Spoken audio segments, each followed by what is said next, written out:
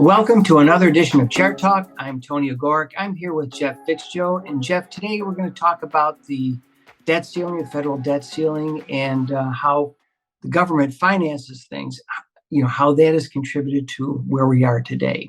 So we've got three charts. Let's take a look at the first one. And this takes a look at something really, really interesting.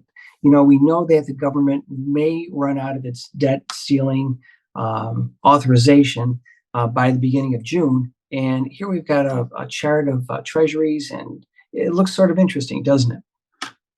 Yeah, so Janet Yellen said the debt limit could be reached as early as June. So this chart shows the treasury bills, what they're yielding based on when they mature. So between May, and it includes that period that we're talking about in June where the debt limit might be reached. And you can see the yields are much higher after the limit is reached, meaning investors want a little bit more compensation for owning a bill that matures potentially after the government can't borrow anymore. Right. So people oftentimes think of the market and say, well, if the stock market's going up, it can't be that bad.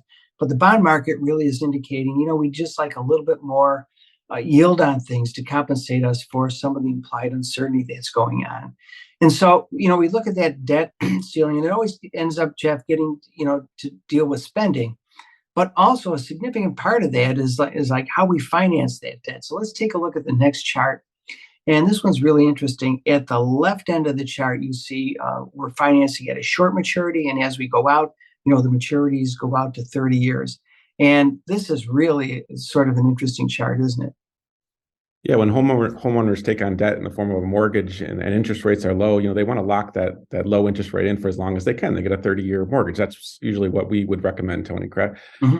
The government, when they borrow, they go very, very short term. And Tony, the reason is historically short-term debt has been cheaper. Normally the yield curve slopes upward, meaning the longer-term bonds will yield more. The short-term stuff has been basically around zero for the last 10 years. And so it's been very, very cheap to borrow short. And so that's what the Fed has done in the Treasury. Yeah. And so, Jeff, same thing with a corporation. When they see rates are down, they issue a lot of debt, right? And so, what ends up happening here is when it's cheap, people, tend to be injudicious with things.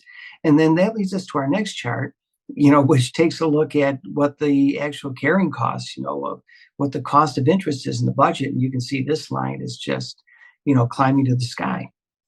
Yeah, this just shows you because the government hasn't locked in those low rates. So they kept it short, which was great as long as rates stayed low.